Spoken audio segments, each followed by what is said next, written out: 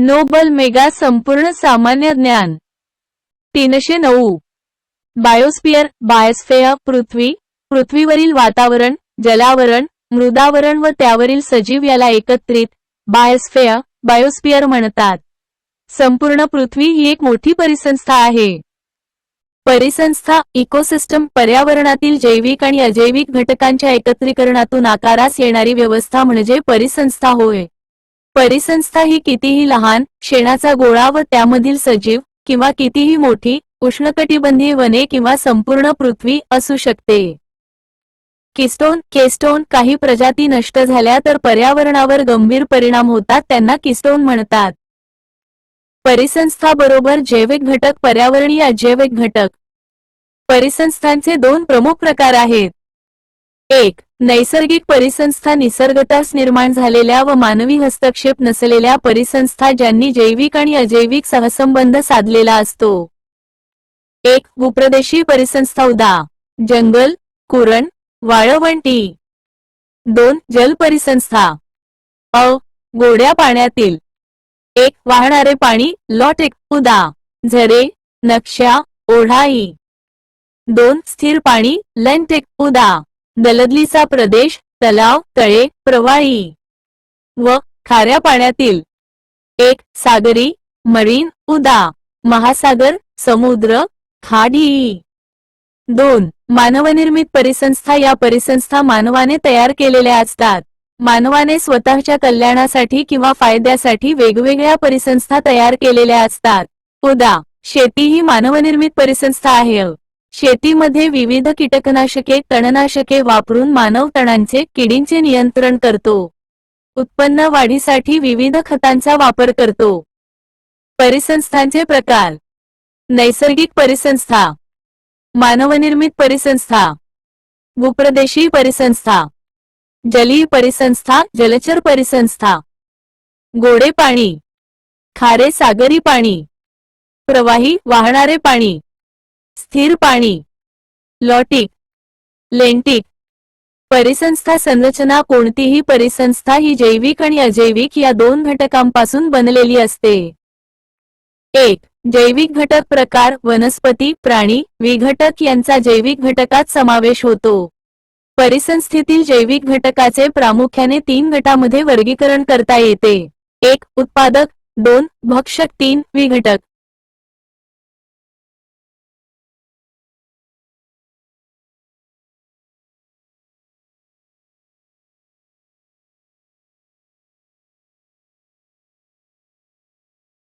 एक. उत्पादक प्रोड्युसर. उत्पादक हे स्वयंपोषी सजीव असतात. यामध्ये हरित वनस्पती आणि रसायन संश्लेषण जीवाणू यांचा समावेश होतो. उत्पादक स्वयंपोषी असतात. 2. भक्षक कन्झ्युमर्स. भक्षक यामध्ये सर्व परपोषी सजीवांचा समावेश होतो. अन्नसाखळीप्रमाणे त्यांचे 3 वर्ग पडतात. अ. प्राथमिक भक्षक. वनस्पतींचे भक्षण करणारे परपोषी उदा. हरिण, ससा, गाय, हत्ती, शेळी. ब. द्वितीयक भक्षक. मांस भक्षण करणारे, अन्नासाठी प्राथमिक भक्षकावर अवलंबून असतात. उदा. कोल्हा, लांडगा, वाघ इ. त. तृतीयक भक्षक. द्वितीयक भक्षकाचे भक्षण करणारे. उदा. सिंह, साप, गरुड, चित्ता इ. ड. सर्वभक्षी. वनस्पती व प्राणी दोघांचेही भक्षण करणारे. 3. विघटक डिकम्पोजर्स. सेंद्रिय पदार्थाचे विघटन करणारे तसेच मृत प्राणी व वनस्पती यांचे विघटन करणारे हे परपोषी सजीव आहेत. विघटनाच्या प्रक्रियेमध्ये कार्बोदके, प्रथिने, शर्करा व इतर सेंद्रिय पदार्थाचे विघटन होऊन काही असेंद्रिय पोषणद्रव्ये मुक्त होतात. ती उत्पादकाकडून पुन्हा वापरली जातात. पोषणद्रव्याच्या या चक्रीय संक्रमणास पोषणद्रव्ये चक्र असे म्हणतात. जैविक घटक. उत्पादक, प्राथमिक भक्षक, द्वितीयक भक्षक, तृतीयक फीडर. सजीवांचे मृत सेंद्रिय पदार्थ. विघटक. असेंद्रिय पोषणद्रव्य पर्यावरणात मुक्त होतात. अजैविक घटक. अजैविक घटक वारा, तापमान, मूलद्रव्ये, सौरऊर्जा, प्रकाश, पाऊस, आर्द्रता, दगड, वाळू, माती, मृदा इ. परिसंस्थेची उत्पादकता एकक कालावधीत संचयित केलेल्या सेंद्रिय पदार्थाचे प्रमाण म्हणजेच परिसंस्थेची उत्पादकता होय. 1. प्राथमिक उत्पादकता प्रकाश संश्लेषण क्रियेद्वारे ऊर्जा साठवण्याचा दर म्हणजे प्राथमिक उत्पादकता होय. 2. द्वितीयक उत्पादकता भक्षकाच्या पातळीवर ऊर्जा साठविण्याच्या दरास द्वितीयक उत्पादकता म्हणतात. परिसंस्थेची कार्ये पर्यावरण संतुलनासाठी आवश्यक असणारे ऊर्जा चक्र व पोषण चक्र सुरू ठेवणे हे मुख्य परिसंस्थेचे कार्य आहेत. 1. ऊर्जा चक्र परिसंस्थेमध्ये हरित वनस्पती सूर्यापासून मिळणाऱ्या ऊर्जेपासून को आणि पाणी यापासून अन्न तयार करतात. याचे ते त्यांच्या शरीरात संचयन करतात व भक्षक त्यांना खातात. तेव्हा सर्व ऊर्जा उपयोगात न येता काही ऊर्जा ते तशीच आपल्या शरीरात ठेवतात. त्याचा उपयोग द्वितीयक भक्षकाकडून तृतीयक भक्षक करतात आणि शेवटी हीच ऊर्जा विघटकाकडून परत प्राथमिक भक्षकाकडे येते. यालाच ऊर्जेचे हस्तांतरण किंवा ऊर्जेचे चक्र असे म्हणतात. ऊर्जा विनिमयाच्या प्रत्येक माती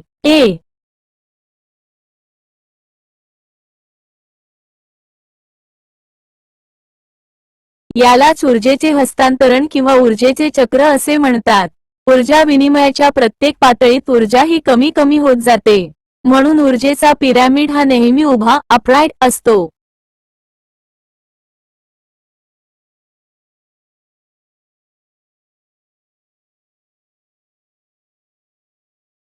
नोबल मेणा संपूर्ण सामान्य ज्ञान 310. 2. पोषणद्रव्य चक्र पर्यावरणातील अजैविक घटकाकडून जैविक घटकाकडे व पुन्हा जैविक घटकाकडून अजैविक घटकाकडे पोषणाच्या होणाऱ्या संक्रमणास पोषणावे चक्रीकरण असे म्हणतात. यालाच जीव भू रासायनिक चक्र असेही म्हणालात. यामध्ये नायट्रोजन चक्र, सल्फर चक्र, कार्बन चक्र ई महत्वाच्या चाकांचा समावेश होतो. परिस्थितिकी पिरॅमिड परिसंस्थेमधील विविध पोषण पातळ्यांमधील संख्या, जैव वस्तुमान, बायोमस आणि ऊर्जा यामधील संबंध अभ्यासण्यासाठी परिस्थितिकी पिरॅमिड उपयुक्त ठरतात. 1. संख्येचा पिरॅमिड पिरॅमिड्स ऑफ नंबर्स. या पिरॅमिडमध्ये जीवांची संख्या उत्पादकापासून तृतीयक भक्षकापर्यंत घटत जाते. म्हणून संख्येचा पिरॅमिड हा उभा असतो. मात्र काही अन्नसाखळधाममध्ये हा पिरॅमिड उपडा असू शकतो. उदा. एका झाडावर असणारी कीटकांची संख्या ही मोठी असू शकते. 2. जैविक वस्तुमानाचा पिरॅमिड बायोमस पिरॅमिड्स. प्रत्येक पोषण पातळीनुसार संक्रमित होणारे जैववस्तुमान हे कमी होत जाते. त्यामुळे पिरॅमिड उभा असतो. मात्र सागरी व तलाव परिसंस्थांमध्ये हा पिरॅमिड उपडा असू शकतो, कारण वनस्पती प्लवन सागरामध्ये जलद गतीने वाढते. परंतु त्याचे भक्षणही तेवढ्याच गतीने होते. म्हणून त्याचे जैव वस्तुमान इतर सजीवांच्या प्रमाणात कमी असते. 3. ऊर्जेचा पिरॅमिड एनर्जी पिरॅमिड्स. ऊर्जा पिरॅमिडद्वारे परिसंस्थेची कल्पना चांगल्या प्रकारे समजते. ऊर्जेचा पिरॅमिड नेहमीच उभा असतो. अन्नसाखळीतील प्रत्येक पोषण पातळीवर काही ऊर्जा वापरली जाते, तर काही वाया जाते. पोषण पातळीबरोबर ही ऊर्जा घटत जाते. त्यामुळे ऊर्जेचे संक्रमण परिपूर्ण नसते. अन्नसाखळी फूड चेन. एका विनिमय स्तरापासून दुसऱ्या विनिमय स्तराकडे ऊर्जेचे होणारे संक्रमण म्हणजे अन्नसाखळी होय. 1. तृणभक्षक अन्नसाखळी. ही अन्नसाखळी हरित वनस्पती, तृणभक्षक वनस्पती, मांसभक्षक प्राणी अशी असते. ही निसर्गातील सर्वात प्रमुख अन्नसाखळी आहे. उव्हा, गवत, ससा, लांडगा. 2. विघटक अन्नसाखळी. यांच्या मार्फत मृत सेंद्रिय पदार्थ उत्सर्जित सेंद्रिय पदार्थांचे विघटन केले जाते. विघटक हे पोषणद्रव्ये चक्र चालू ठेवण्यास महत्वाची भूमिका पार पाडतात. ही अन्नसाखळी मृत जैविक घटकांपासून मृत प्राणी किंवा वनस्पतीत सुरू होते. उदा. सडलेला पालापाचोळा, गांडूळ, कोंबडा, घाल. 1. भूस्थित अन्नसाखळी. भूपृष्ठावर आढळणारी अन्नसाखळी. उदा. गवत, हरिण, लांडगा, सिंह. 2. जलीय अन्नसाखळी. पाण्यामध्ये किंवा जलीय परिसंस्थांमध्ये आढळणारी अन्नसाखळी. उदाहरणार्थ वनस्पती प्लॅंक्टन, प्राणी प्लॅंक्टन, मासे, मगरी. परिसंस्थेमधील सजीवांची सहनशक्ती अजैविक घटकांच्या कमी किंवा जास्त तीव्रतेने सजीवांची वाढ मर्यादित होते. सजीव सहन करू शकणाऱ्या पर्यावरणातील कमीत कमी किंवा जास्तीत जास्त तीव्रता यामधील कक्षेस सहनशक्तीची कक्षा असे म्हणतात. स्टेनो सहनशक्तीची क्षमता कमी असणाऱ्या प्रजाती. युरिक सहनशक्तीची क्षमता जास्त असणाऱ्या प्रजाती. पर्यावरणातील अजैविक घटक सहनशक्ती क्षमता कक्षा. अन्न. स्टेनोफेजिक युरिफॅजिक. खोली. स्टेनोबॅथिक युरिबंधिक. पाणी. स्टेनोहायड्रिक युरिहायड्रिक. क्षारता. स्टेनोहेलाइन युरिहालाइन.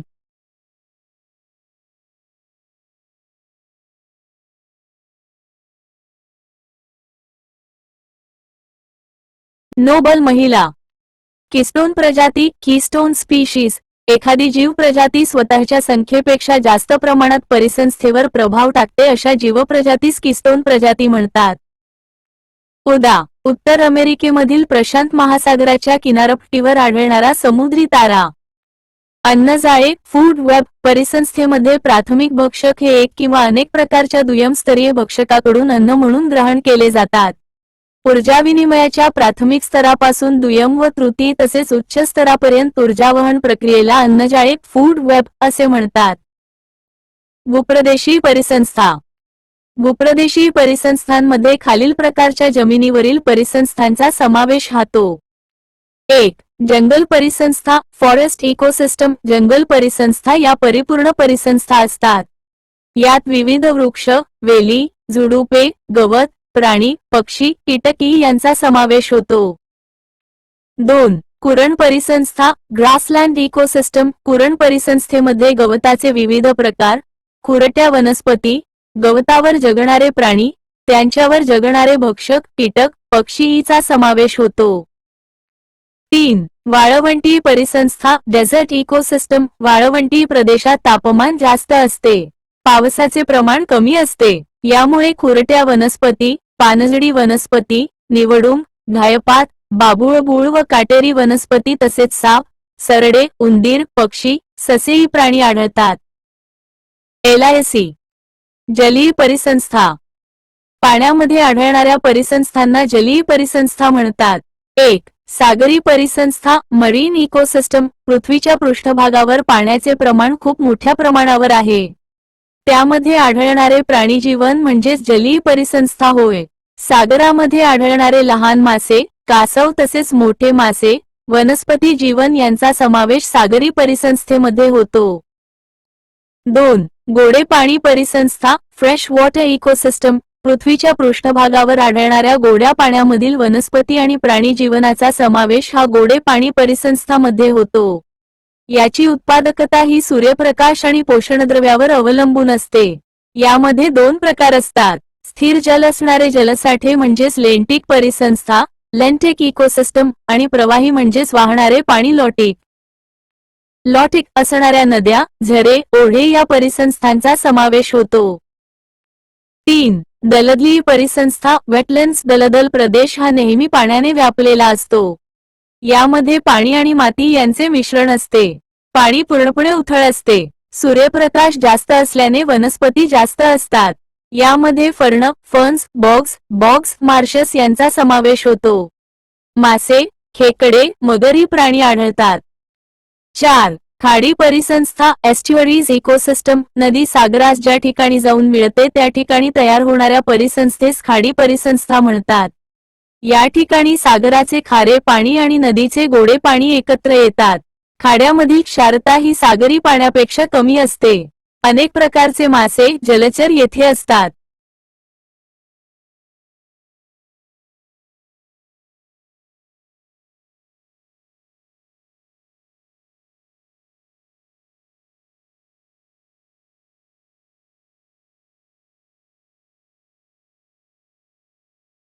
तीनशे 11.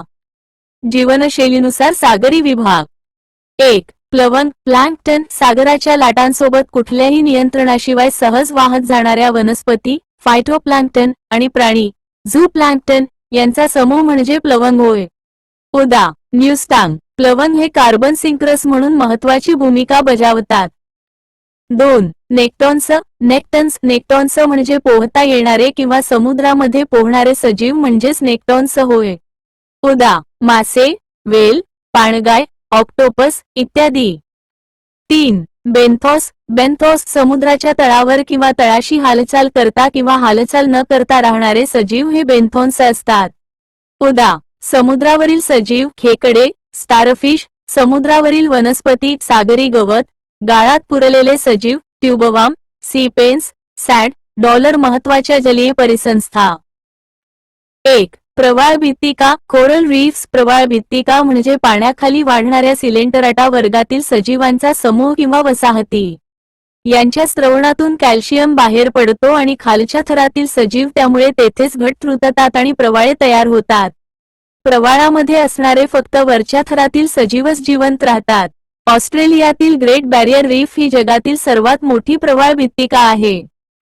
भारतातील महत्त्वाच्या प्रवाळ भित्तिका.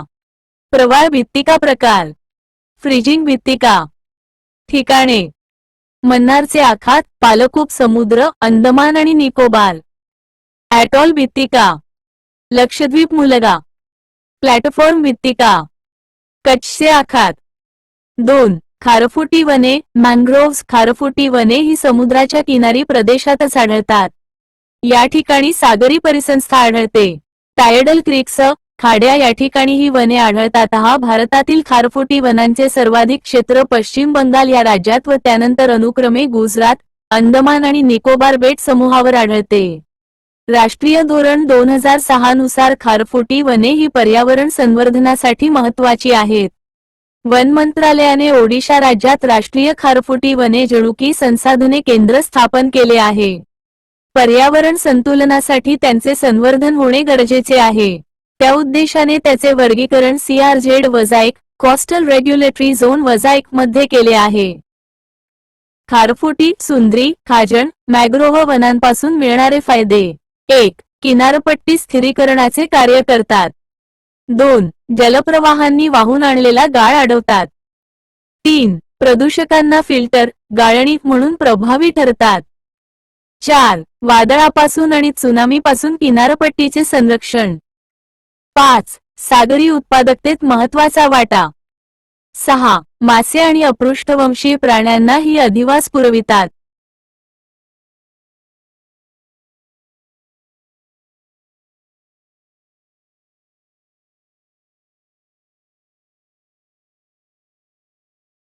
भारतातील खारफुटी वने. राज्ये, केंद्रशासित प्रदेश. आचऱ्याची खाडी, मालवण. महाराष्ट्र.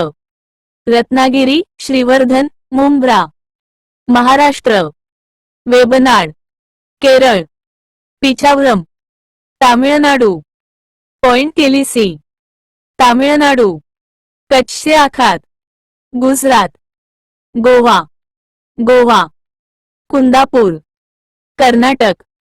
महानदी त्रिकोण प्रदेश, ओडिशा. सुंदरबन. संगीत स्वरमालिकेतील 5वा स्वर, बंगाल. कोरिगा, आंध्र प्रदेश. वितरकणिका, ओडिशा. गोदावरी त्रिभुज प्रदेश, आंध्र प्रदेश. कृष्णा खाडी, आंध्र प्रदेश. अंदमान, उत्तर व निकोबार. अंदमान व निकोबार बेटसमूह. भारतामध्ये 1987 मध्ये दलदली प्रदेश, वेटलँड संवर्धन कार्यक्रम व खारफुटी वने, मॅंग्रोव्हज संवर्धन कार्यक्रम हाती घेण्यात आले. पाणथळ प्रदेश, वेटलँड्स.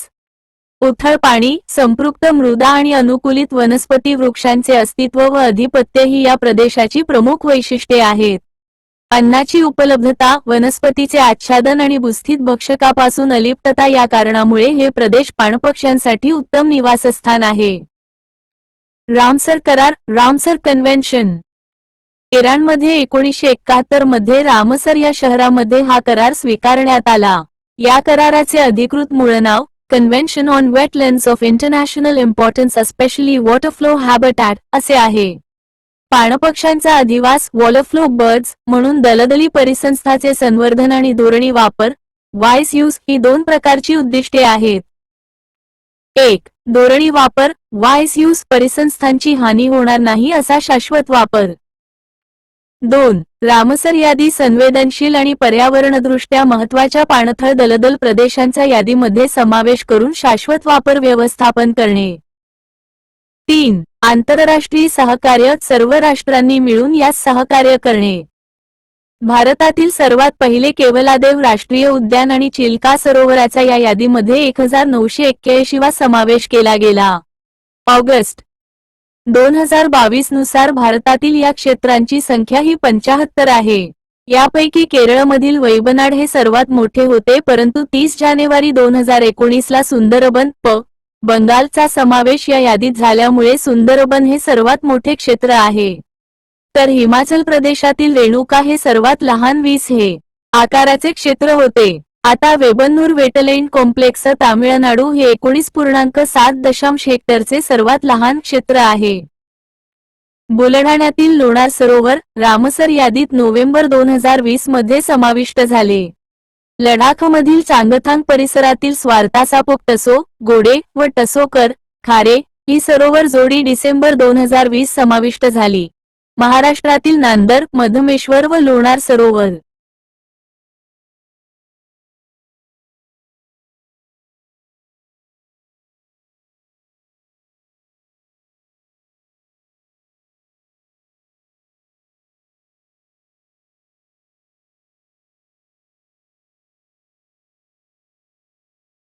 श्रवण पेम संपूर्ण सामान्य बर्न 312 पाणथळ प्रदेशाचा रामसर यादीत समावेश 2020 मध्ये झाला.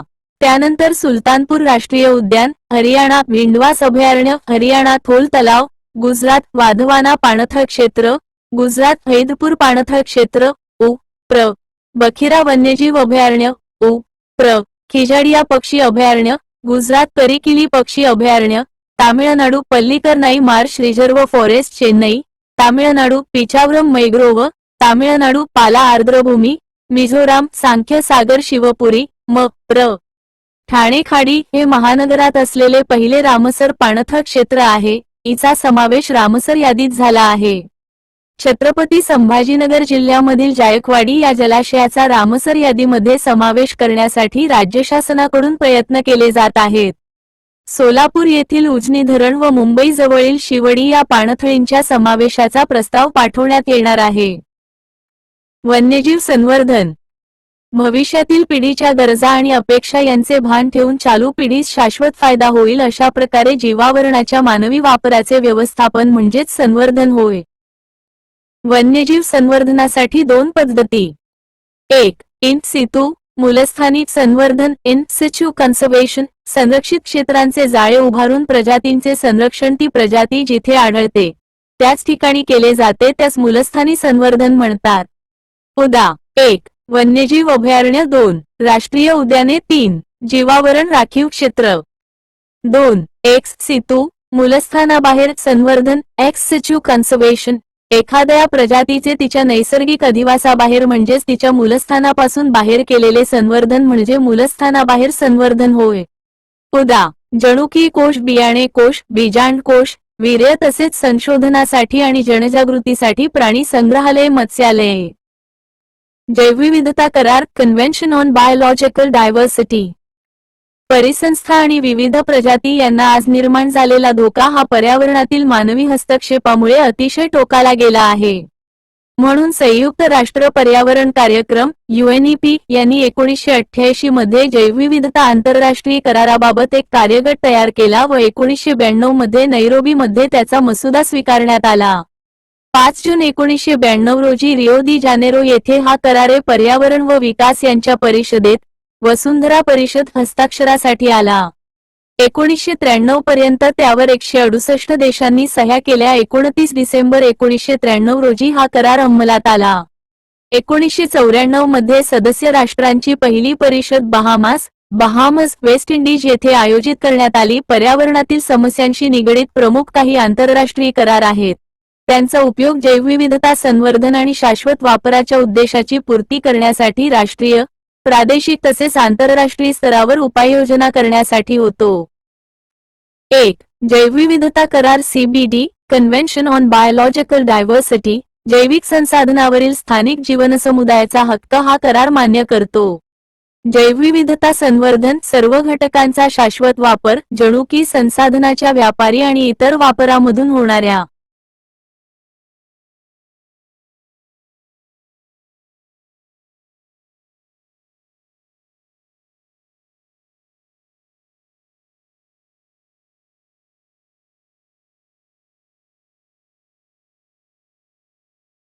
दोन फायद्याचे समान वाटप करणे यासाठी हा करार आहे. 2. धोक्यात आलेल्या वन्यप्राणी आणि वनस्पती प्रजातींच्या आंतरराष्ट्रीय व्यापारासंबंधी करार CITES convention on international trade in endangered species of wild fauna and flora. या करारातील विविध नियमांच्या आधारे धोक्यात आलेल्या वनस्पती व प्राणी प्रजातींना विविध पातळ्यांपर्यंत संरक्षण दिले जाते. 3. अन्न आणि कृषीसाठी जनुकी साधनसंपत्ती संबंधी आंतरराष्ट्रीय करार The International Treaty on Plant Genetic Resources for Food and Agriculture. वनस्पती जनुकी संसाधनांचे संवर्धन व शाश्वत विकास आणि यांच्या वापरातून मिळणाऱ्या फायद्याचे जैवविविधता कराराशी सुसंगत असे वाटप. 4. जागतिक वारसा करार WHC वर्ल्ड हेरिटेज कन्व्हेन्शन. जगातील सांस्कृतिक आणि नैसर्गिक वारशाचा शोध आणि संवर्धन करण्यासाठी हा करार आहे. 5. स्थलांतर करणाऱ्या वन्यप्राण्यांच्या संवर्धनासाठी करार बॉन करार CMS convention on the migratory species of wild animals और बॉन कन्व्हेन्शन. 6. दलदली परिसंस्थांवरील करार रामसर करार कन्व्हेन्शन ऑन वेटलँड्स और रामसर कन्व्हेन्शन. दलदल परिसंस्थाच्या संरक्षणासाठीचा आंतरराष्ट्रीय करार.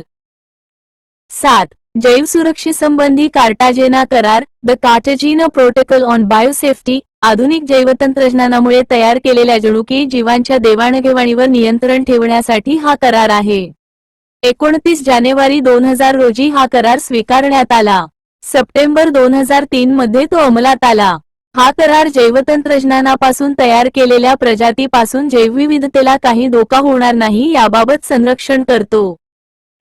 8. नागोया करार the Nagoya protocol on access and benefit sharing. जनुकी संसाधनांचा वापर आणि जैवविविधतेच्या वापरातून होणाऱ्या फायद्याचे समान वाटप होण्यासाठी हा करार कार्य करतो आणि त्यावर स्थानिक समुदायाचा हक्क हा करार मान्य करतो. जैवविविधतेच्या वापरातून होणाऱ्या फायद्याचे जनसमुदायामध्ये वाटप. जनुकी संसाधनाची उपलब्धता आणि वापर. तंत्रज्ञानाचे योग्य हस्तांतरण आणि निधीची उपलब्धता. 29 ऑक्टोबर 2010 रोजी हा करार स्वीकारला गेला. भारताने 2012 मान्य केला. 9. घातक पदार्थासंबंधीचा रॉटरडॅम करार RCHS Rotterdam convention on hazardous substances. 10 September 1998 या करारानुसार घातक रसायने कीटकनाशके यांच्या हाताळणी स्थानांतरण याबाबत हा करार आहे. पर्यावरणाला हानी होणार नाही याची काळजी सदस्य देशांनी या पदार्थांची हाताळणी करताना घ्यावयाची आहे. याबाबत आवश्यक असल्यास सदस्य देशांना माहिती देणे बंधनकारक असते.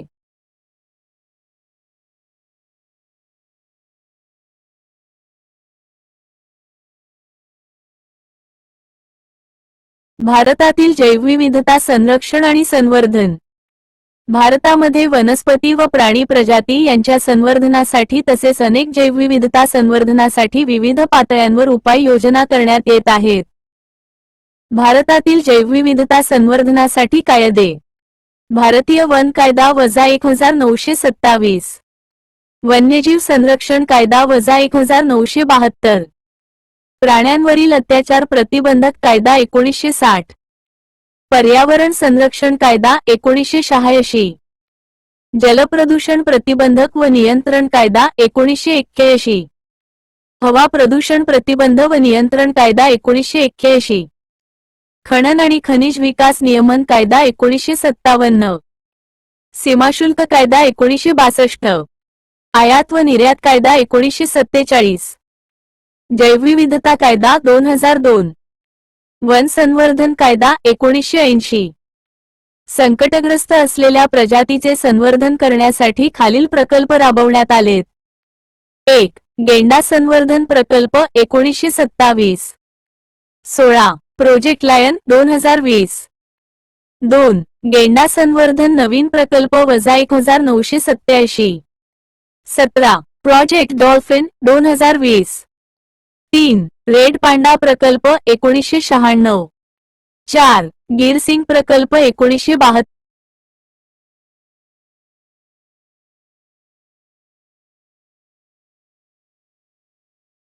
संकटग्रस्त असलेल्या प्रजाती खालील प्रकल्प रा.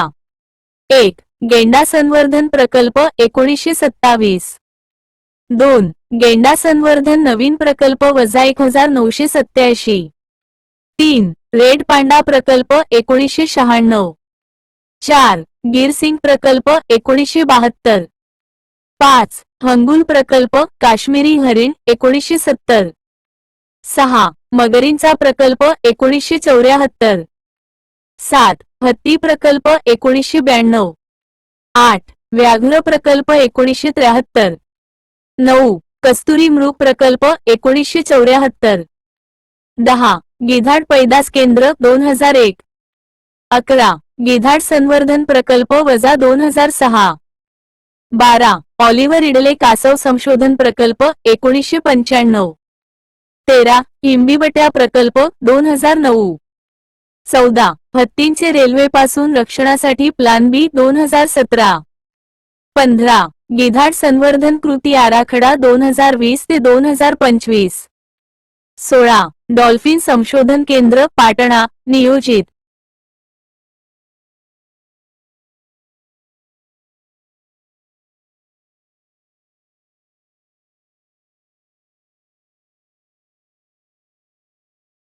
सोळा. Project lion 2020. 7. 17. Project dolphin 2020. 18. महाराष्ट्राचा स्वतंत्र वन्यजीव कृती आराखडा 2021 ते 2031. 19. चित्ता प्रकल्प 2022. 20. चित्ता टास्क फोर्स 2022. 21. आशियाई महाकाय कासवाचे पुनरुत्थान. 22. इंडियन हायनो गेंडा विजन 2020. 23. चितळ प्रजनन केंद्र वजा 2022 Chandoli. 24. International big cat alliance 2023. 25. Asian king गिधाड संवर्धन आणि प्रजनन केंद्र महाराजगंज प्रदेश. 26. लायन 47 विजन फॉर अमृतकाल गुजरातमधील सिंह संवर्धनासाठी.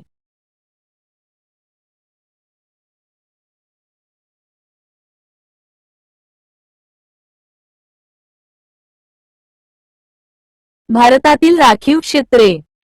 क्षेत्र. स्थान. सुंदरबन. संगीत स्वरमालिकेतील 5वा स्वर बंगाल. नोकराचा. मेघालय. निलगिरी. तमिळनाडू केरळ व कर्नाटक. नंदादेवी. उत्तराखंड. मानस. आसाम. सिक्कीम. कांचनगंगा. गुजरात. कच्छ. पंचमही. मध्य प्रदेश. देहन देबाग. अरुणाचल प्रदेश. सिमलीपाल. ओडिशा. शीतवाळवंट. हिमाचल प्रदेश. अमरकंटक. मध्य प्रदेश. ऑगस्टमला. केरळ. दिब्रू साईखोला. आसाम. मन्नारचे आखात. तामिळनाडू. शेषजम पर्वतरांग. आंध्र प्रदेश. पन्ना. मध्य प्रदेश. ग्रेट निकोबार. अंदमान व निकोबार. जीवावरण राखीव क्षेत्राच्या जागतिक जाळे यामध्ये समाविष्ट असणारी भारतातील क्षेत्रे. 1. निलगिरी. 2. सुंदरबन. 3. नंदादेवी. 4. पाचमढी. 5. सिमलीपाल. 6. नोकर. 7. अचानकमार अमरकंटक. 8. मन्नारचे आखात. महाराष्ट्रातील राष्ट्रीय उद्याने. राष्ट्रीय उद्यान. स्थान. क्षेत्रफळ. चांदोली. कोल्हापूर सातारा सांगली.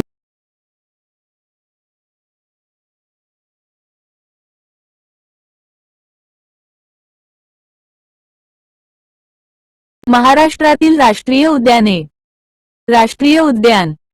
स्थान. क्षेत्रफळ. चांदोली. कोल्हापूर सातारा सांगली व रत्नागिरी जिल्ह्यांच्या सरहद्दीत. 317.67 गुगामल. अमरावती. 361.28 नवेगाव. गोंदिया. 133.88 पेंच. नागपूर. 257.26 संजय गांधी. बोरेवली मुंबई उपनगर. 86.96 ताडोबा. चंद्रपूर. 116.55%. भारतातील मगरींचे संवर्धन कन्झर्वेशन ऑफ क्रॉकोडाइल्स इन इंडिया. मगरीच्या शिकारीवर 1972 मध्ये बंदी घालण्यात आली. भारतात आढळणाऱ्या मगरींच्या प्रजाती: 1. घडियाल गव्हियालस गॅंजेटिकस, नदीमध्ये 2. दलदली मगर सी पॅलेस्ट्रीस 3. खाऱ्या पाण्यातील मगर क्रॉकोडाइलस पोरोसेस. 1973 मध्ये भारतात केवळ 100 घडियाल मगरी शिल्लक असतील असा अंदाज आहे, त्यामुळे तिला नामशेष होण्यापासून वाचवण्यावर भर दिला आहे. संयुक्त राष्ट्र विकास कार्यक्रम आणि जागतिक अन्न आणि कृषी संघटना फाओ यांच्या सहाय्याने मगरींचा प्रजनन आणि संवर्धन कार्यक्रम 1974 मध्ये ओडिशा राज्यातील नंदनवन जैविक उद्यानामध्ये सुरू.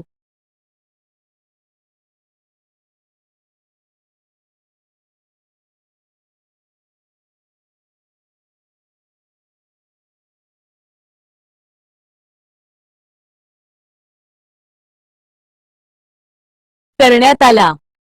Project elephant.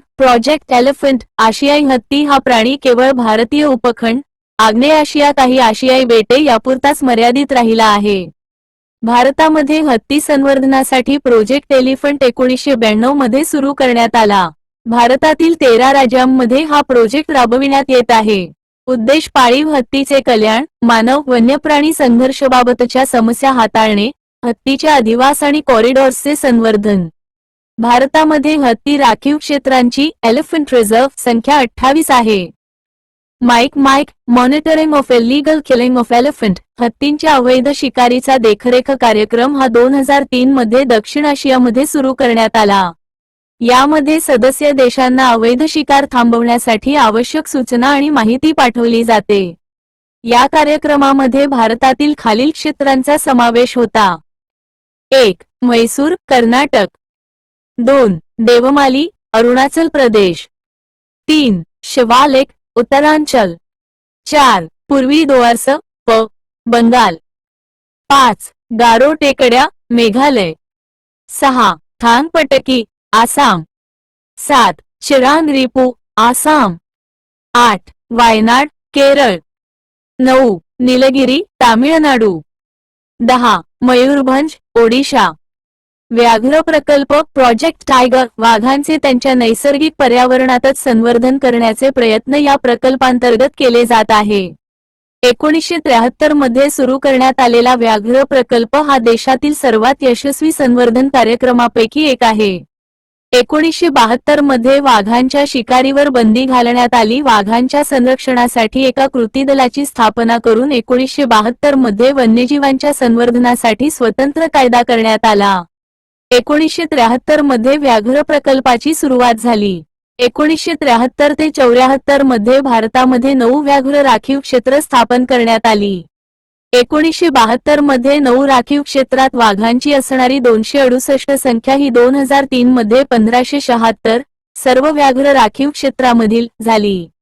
व्याघ्र प्रकल्पामध्ये वाघांव्यतिरिक्त संपूर्ण परिसंस्थेचे संवर्धन केले जाते, त्यामुळे वाघांबरोबर इतरही वन्य प्राण्यांची संख्या वाढण्यास मदत झाली आहे. 2022 मध्ये झालेल्या व्याघ्र गणनेमध्ये भारतामध्ये 3167 वाघ होते. 13 जुलै 2023 नुसार भारतात 3682 वाघ आहेत.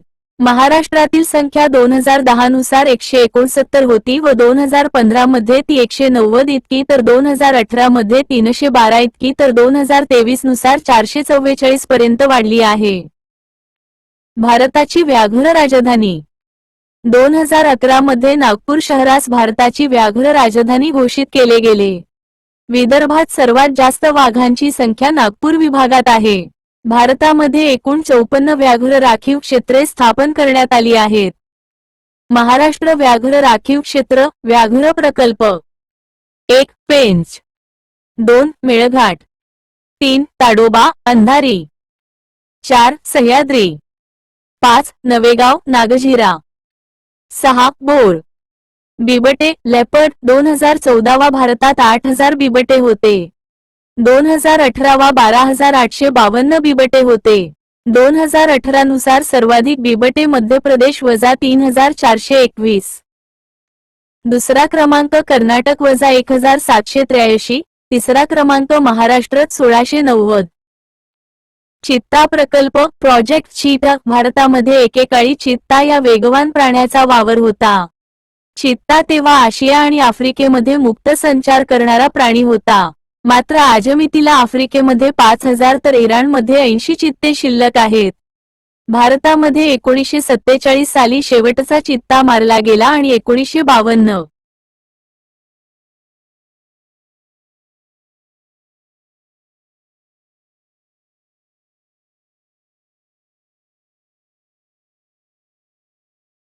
314 CHT या च त वर मध्ये भारतातून चित्ता ही प्रजाती नामशेष म्हणून घोषित करण्यात आली.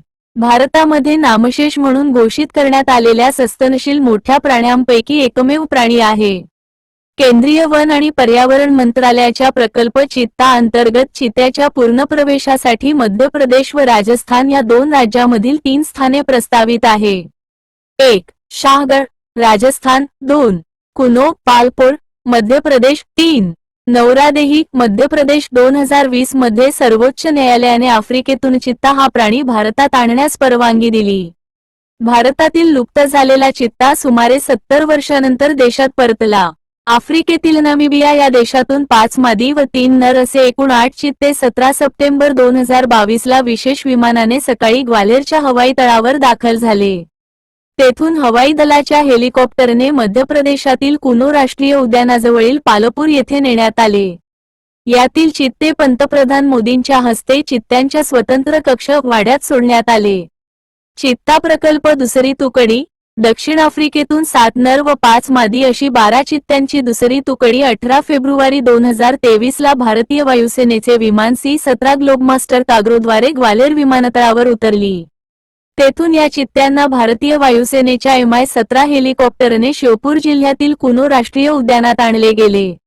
यातील काही चित्ते नंतर मृत झाले. कस्तुरी मृग प्रकल्प प्रोजेक्ट मास्क डेअर सुगंधी कस्तुरीसाठी कस्तुरी मृगाची हत्या केली जाते.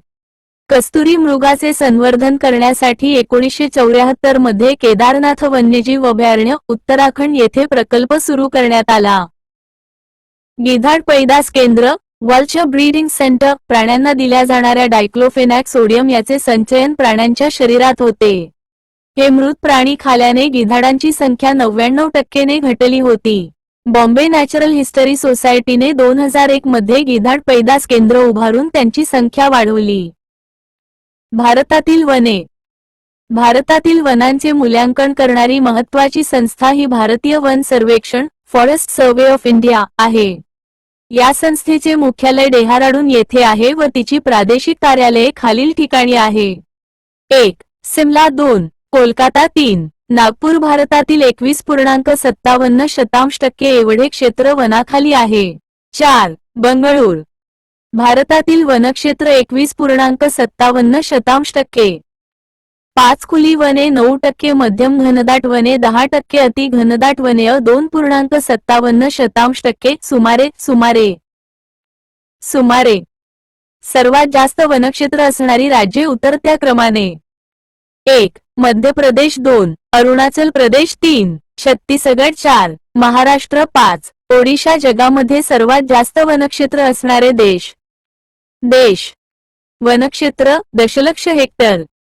देश वनक्षेत्र दशलक्ष hectare. Russia 809, 310. Brazil 519. Canada USA 304. चीन 206. काँगो 154. ऑस्ट्रेलिया 149. इंडोनेशिया 94. सुदान 69. भारत 68.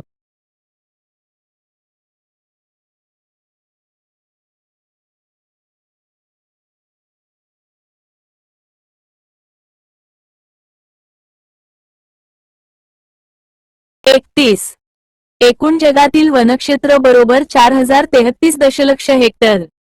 प्रदूषण पोल्युशन मानवी जीवन, जीवनाची स्थिती, औद्योगिक प्रक्रिया आणि सांस्कृतिक मालमत्ता यांना हानिकारक ठरतील अशा जैविक, रासायनिक व भौतिक, हवा, जमीन आणि पाणी यांच्यामध्ये होणाऱ्या अनिष्ट बदलांना प्रदूषण असे म्हणतात. प्रदूषके पोल्युटन्स आपल्या पर्यावरणात अयोग्य प्रमाणात, अयोग्य ठिकाणा व अयोग्य वेळी उपस्थित असणाऱ्या पदार्थांना प्रदूषके म्हणतात. उदा. नायट्रोजन, फॉस्फरस, को यांचे अतिप्रमाण. प्रदूषकांचे प्रकार.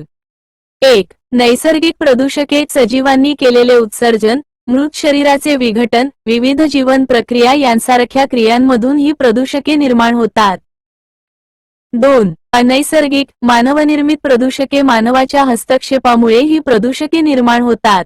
उदा. कीटकनाशके, क्लोरोफ्लोरोकार्बन्स, उद्योगातील वायू प्रदूषण इ. 3. अविघटनशील प्रदूषके नॉन डिग्रेडेबल या प्रदूषकांचे नैसर्गिक पर्यावरणात विघटन होऊ शकत नाही. उदा. DDT, डायक्लोरो डायफ, NYL ट्रायक्लोरोइथेन, पारा, काही कीटकनाशके, ॲल्युमिनियम, प्लॅस्टिक इ. 4. जैवविघटनशील प्रदूषके बायोडिग्रेडेबल यांचे सजीवांकडून नैसर्गिक पदार्थांमध्ये विघटन केले जाऊ शकते. उदा. को, ओला घनकचरा, शेतकचरा, घरातील सांडपाणी इ. जैविक संचयन बायो अक्युम्युलेशन अविघटनशील प्रदूषकांचा अन्नसाखळीत प्रवेश होऊन त्याचे सजीवांच्या शरीरात होणारे संचयन म्हणजेच जैविक संचयन होय. प्रदूषणाच्या माध्यमानुसार प्रदूषणाचे हवा प्रदूषण, जल प्रदूषण, भूप्रदूषण व ध्वनी प्रदूषण असे मुख्य प्रकार पडतात. जैविक विस्तारीकरण बायोमॅग्निफिकेशन अन्नसाखळीतील प्रत्येक पातळीमध्ये प्राण्यांच्या शरीरातील त्यांचे प्रमाण कॉन्सन्ट्रेशन वाढत जाण्याच्या प्रक्रियेस जैविक विस्तारीकरण किंवा जैविक विषवृद्धी असे म्हणतात. जलप्रदूषण वॉटर पोल्युशन पाण्याच्या घरगुती सिंचनासाठी औद्योगिक वापरावर तसेच पाण्यावर अवलंबून असणाऱ्या सजीवावर विपरीत परिणाम होईल पाण्यातील असे कोणतेही भौतिक किंवा रासायनिक बदल म्हणजेच जलप्रदूषण होय. जलप्रदूषण नैसर्गिक किंवा मानवनिर्मित स्रोतापासून होते. शहरीकरण औद्योगिकरण खाणकाम यामुळे नैसर्गिक जलप्रवाहाचे होणारे प्रदूषण स्वच्छ पाण्याच्या उपलब्धतेवर प्रतिकूल परिणाम करीत आहे. जलप्रदूषके कीटकनाशके DDT, डिटर्जंट, शॅम्पू, फेनॉल्स, क्लोरिमेटेक, हायड्रोकार्बन्स, क्लोरीन, निर्जंतुकीकरण, फॉस्फेट खते, सेंद्रिय कचरा, नायट्रेट खते, साबण, घरगुती तसेच औद्योगिक सांडपाणी. परिणाम जलप्रदूषणामुळे नैसर्गिक सौंदर्य कमी होते व त्याच्या अस्तित्वास धोका निर्माण होतो. मानवाप्रमाणेच इतर सजीवांना देखील हानी पोहोचते. प्रदूषित पाणी हे पिण्यासाठी, शेतीसाठी व उद्योगासाठी अयोग्य ठरते.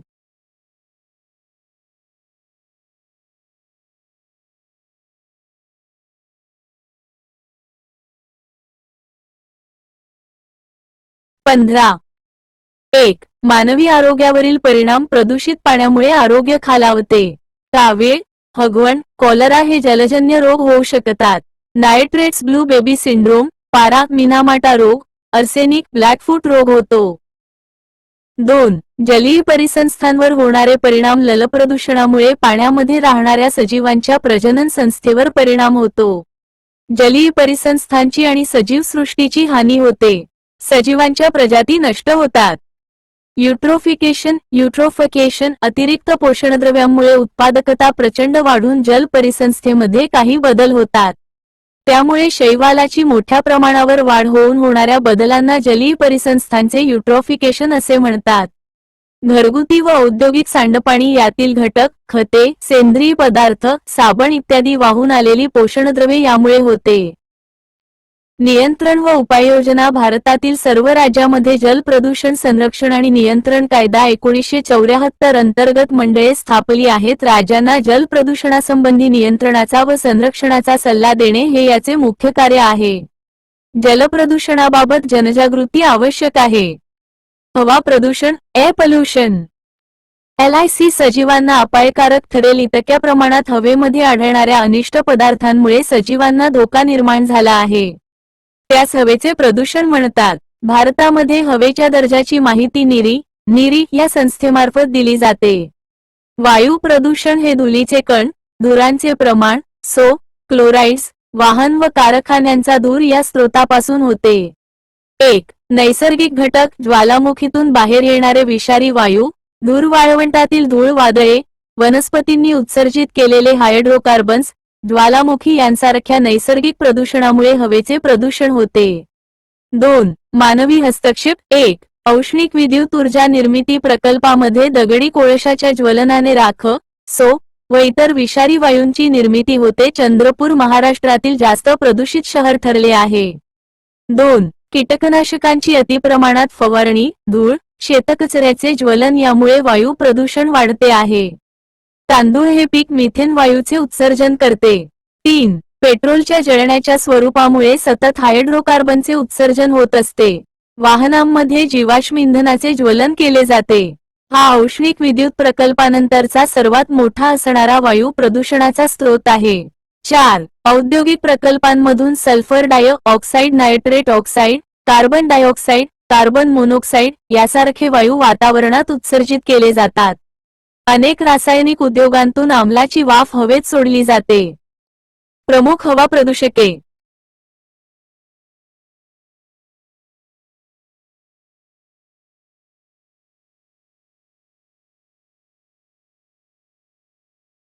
प्रमुख हवा प्रदूषके. हवा प्रदूषके: कार्बन मोनोऑक्साइड, सल्फर डायऑक्साइड, शिसे, लीड.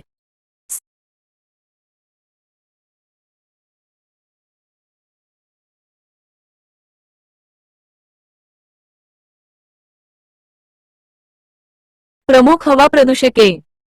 हवा प्रदूषके: कार्बन मोनोऑक्साइड, सल्फर डायऑक्साइड.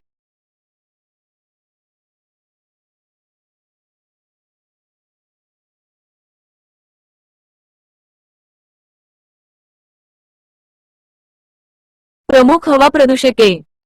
हवा प्रदूषके: कार्बन मोनोऑक्साइड. स्रोत: वाहने, दगडी कोळशाचे ज्वलन, सेंद्रिय पदार्थांचे ज्वलन. परिणाम: शरीरातील ऑक्सिजनची पातळी कमी होते. सल्फर डायऑक्साइड, जैविक विघटन, ज्वालामुखी, खनिज तेल कारखाने. पाणगतीस कारणीभूत आम्लवर्षण, ऍसिड रेन्स. शिसे, लीड. कीटकनाशके, सेरॅमिक्स. गरोदरपणा, प्रजननास.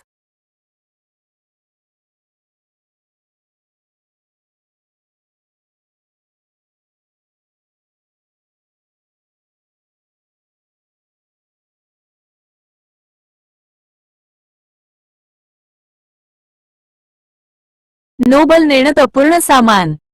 रंग उद्योग. हानिकारक, रक्तक्षय, अनिमिया होतो. पारा, मर्क्युरी. बुरशीनाशके, सौंदर्यप्रसाधने, पाऱ्याची मापके. चेतासंस्था, नर्वस सिस्टम, यकृत आणि डोळ्यांना हानिकारक. हायड्रोकार्बन, नैसर्गिक वायू तसेच तेलगळती, वाहने, शेतकचऱ्याचे ज्वलन. फुफ्फुसाच्या कर्करोगास कारणीभूत ठरतो. या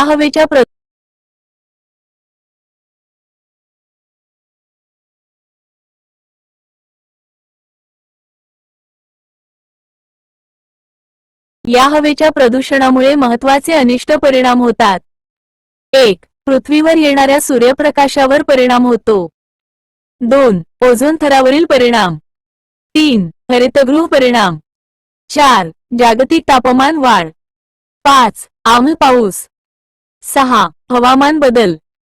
आम्लपर्जन्य, ऍसिड प्रेसिपिटेशन. नैसर्गिक प्रक्रियांमधून व मानवी प्रक्रियांमधून विविध वायुरूपी प्रदूषके उत्सर्जित केली जातात. या वायुरूप प्रदूषकांचा वातावरणातील बाष्प आणि ऑक्सिजनाशी संयोग होऊन sulphuric acid, carbonic acid, nitric acid, hydrochloric acid ही निर्माण होतात. ही ऍसिड्स पावसाच्या पाण्यामध्ये मिसळून जमिनीवर येतात.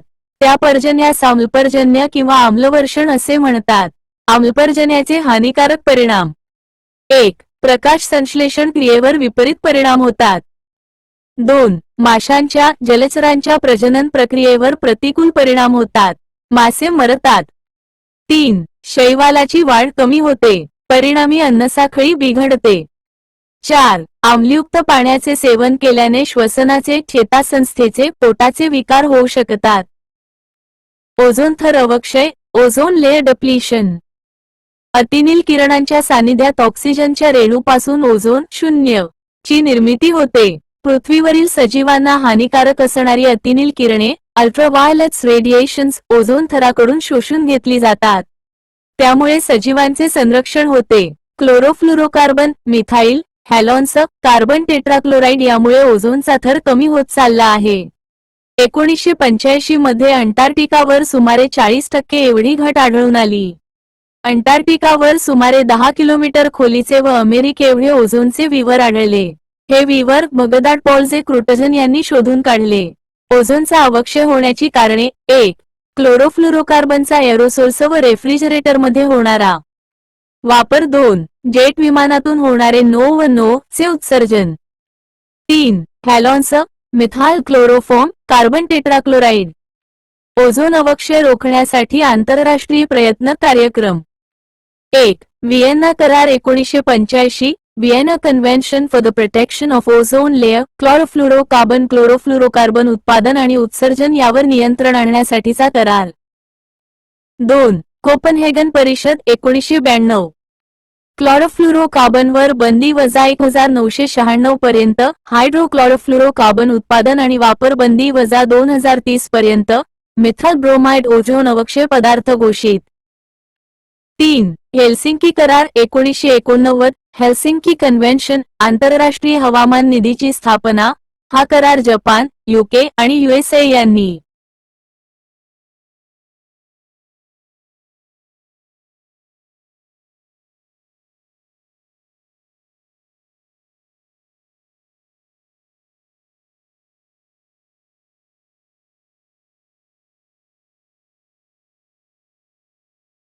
फेटाळला. 4. मॉन्ट्रियल करार 1987. मॉन्ट्रियल प्रोटोकॉल वजा 1996 पर्यंत ओझोन अवक्षय करणाऱ्या पदार्थांचा वापर बंद करणे. विकसनशील देशास 10 वर्षांची जास्त मुदत. क्लोरोफ्लोरोकार्बन व हायलॉन्सचे उत्पादन, वापर व आयातीवर या करारानुसार बंदी. 5. लंडन करार वजा 1989. London convention. क्लोरोफ्लोरोकार्बन व हायलॉन्सवर 2000 पर्यंत बंदी. विशेष निधी उभारणे. ओझोन अवक्षय करणारे पदार्थ methyl chloroform, carbon tetrachloride. 6. Paris हवामान करार 2015. अंमलबजावणी 2016 पासून पॅरिस येथे झाला. जागतिक हवामान सुधारणांसाठीचा सर्वसमावेशक करार. भारत व ओझोन थर संरक्षण. वन व पर्यावरण मंत्रालयाने मॉन्ट्रियल कराराच्या अंमलबजावणीसाठी ओझोन सेलची स्थापना करून उपाययोजना केल्या. 1999. सीएफसी उत्पादन व वापर कमी करणे. 2002. हॅलॉन्सची निर्मिती व वापर कमी करण्यात आला. 2003. हॅलॉन्सच्या निर्मिती व वापरावर पूर्णपणे बंदी. 2005. सीएफसी निर्मिती व वापर यामध्ये 50% कपात. 2008. मॉन्ट्रियल कराराच्या पहिलेच निर्मिती कमी करण्यास सुरुवात. 1 जानेवारी 2010. सीएफसी व कार्बन टेट्राक्लोराइडचा वापर थांबवण्यात LICA आला. माती प्रदूषण. जमिनीत मिसळणाऱ्या रासायनिक प्रदूषणामुळे जमिनीची गुणवत्ता ढासळत आहे, यास मृदा प्रदूषण म्हणतात. खालील कारणांमुळे मृदा प्रदूषण होऊ शकते. शहरातील घाण, दूषित सांडपाणी जमिनीवर पसरते. कारखान्यातील दूषित पाणी, घातक रसायने पाण्याद्वारे जमिनीत मिसळतात. आम्लवर्षा, किरणोत्सारी पदार्थ यामुळे मृदा प्रदूषण होते. शेतीमध्ये जंतुनाशके, तणनाशके, कीटकनाशके व रासायनिक खते अशा घटकांचा वापर केल्याने त्यातील काही अंश जमिनीत शिल्लक राहतात. खाणीमुळे विविध खनिजे मातीत मिसळतात व मातीची घडण बिघडते. शहरातील व उद्योगातील घनकचरा, प्लास्टिक, बहुवार्षिके इत्यादीमुळे भूप्रदूषण होते. पाण्याच्या अतिवापरामुळे जमिनी पाणथळ बनतात. जंगलाच्या हासामुळे मृदा प्रदूषण होते. निर्बंध आणि उपाय. शेतीमध्ये व सामान्य जीवनामध्ये विघटनशील पदार्थाचा जास्तीत जास्त वापर करणे. उदा. कागद, कापड, लाकूड इ. दवाखान्यातील जैविक कचरा, मलमूत्र यांचा वापर बायोगॅसमध्ये करावा. पाणथळ जमिनीत पाण्याचा योग्य वापर करावा व निचरा करावा. सांडपाणी व रसायनयुक्त पाणी यावर प्रक्रिया करून विद्युत निर्मिती, बांधकाम, बागकाम यासाठी वापरावे. शहरातील व उद्योगातील घनकचरा, प्लास्टिक कचरा विद्युत निर्मितीसाठी.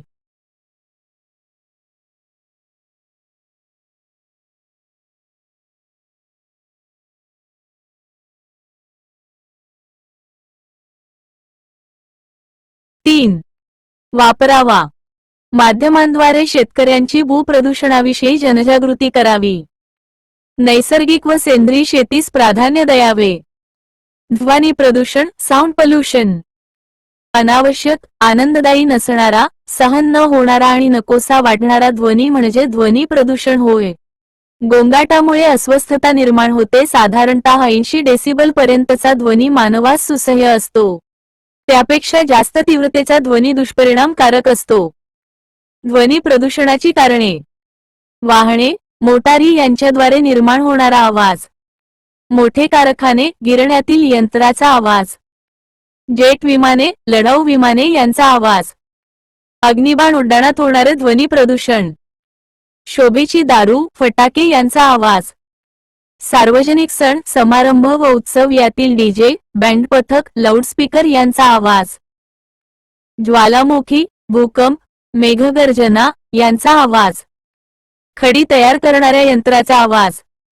भुसुरुंग, अणुस्फोट इत्यादीचा आवाज. ध्वनी प्रदूषणाचे दुष्परिणाम. श्रवणक्षमता कमी होऊन बहिरेपणा येतो. मानवी आरोग्यावर विपरीत परिणाम होऊन चिडचिडेपणा, रक्तदाब वाढणे, चक्कर येणे, हृदयाची धडधड वाढणे इत्यादी आजार संभवतात. मनुष्य बेशुद्ध पडतो. पुनरुत्पादन संस्थेवर वाईट परिणाम होतो. प्राण्यांच्या व मानवाच्या गर्भात विकृती निर्माण होऊन गर्भावर परिणाम होतो. बॉर्न. दुभत्या जनावराची दूध देण्याची क्षमता घटते. एकाग्रता विचलित होते. अभ्यास व झोपेत अडथळे निर्माण होतात. कार्यालयीन कामकाजात अडथळा निर्माण होतो. ध्वनी प्रदूषणावरील उपाययोजना. औद्योगिक वसाहती मानवी वसाहतीपासून दूर असाव्यात. वाहनांची वेळेवर देखभाल, सर्व्हिसिंग करावी. विजेवरील वाहने वापरावी. शहरातील दवाखाने, न्यायालय, शाळा येथे शांतता विभाग निर्माण करणे. इमारती, कार्यालये बांधताना ध्वनी अवरोध तंत्र वापरावे. अतिशय मोठ्या आवाजाच्या फटाक्यावर बंदी आणावी. DJ, grinder, loudspeaker, radio, TV यांचा मर्यादित वापर. मोठ्या आवाजाच्या व जुनाट यंत्राऐवजी कमी आवाजाची व आधुनिक यंत्रे वापरावी. हरितगृह परिणाम, ग्रीन हाऊस इफेक्ट. काचेच्या घरात झाडे वाढवली जातात त्यास हरितगृह म्हणतात. काचेतून आत येणारी उष्णता परत बाहेर जाऊ शकत नाही, त्यामुळे तापमान वाढते. सूर्यापासून रोज प्रकाश ऊर्जा व उष्णता ऊर्जा पृथ्वीवर येत.